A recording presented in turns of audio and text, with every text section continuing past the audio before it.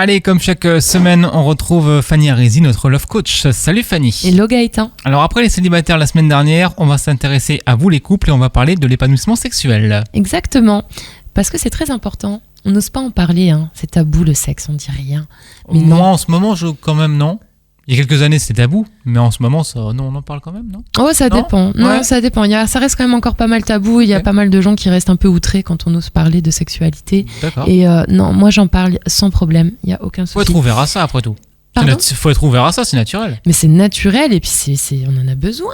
Ouais. À différentes échelles, mais on en a besoin. Il y a différentes Voilà. fréquences, mais voilà. Voilà, c'est ça. Et c'est pour ça, en fait, c'est le sujet du jour, l'épanouissement sexuel, oui, mais pas forcément en quantité extravagante, non. L'épanouissement sexuel au sein de votre couple va simplement dépendre de la libido de chacun.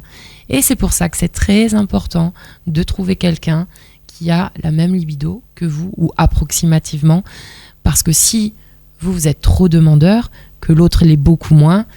Au début, bon voilà, vas-y, on fait des efforts, mais ça devrait même pas se passer en se disant on fait des efforts, ça devrait tellement être naturel. On devrait pas faire ça en se disant Oui, je voilà. vais faire plaisir, allez, viens, c'est bon, et puis après comme ça tu me laisseras tranquille. Faut que ce Non. soit un désir mutuel. Voilà, Voilà. c'est ça. Donc vraiment, je sais que ça peut paraître bizarre, mais n'hésitez pas à en parler même au premier rendez-vous, quoi.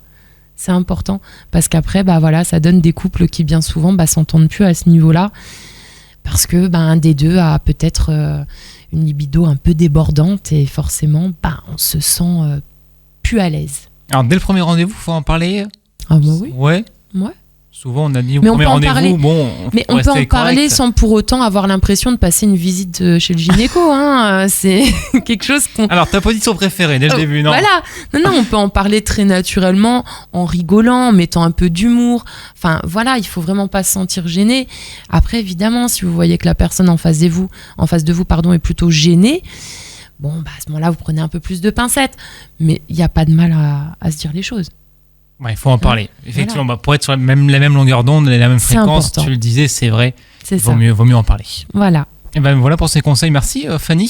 Merci à toi, Gaëtan. Et puis si vous voulez retrouver tous les autres conseils qu'on donne depuis les dernières semaines, rendez-vous dès maintenant sur laurefm.com et également sur Facebook officiel Laure FM.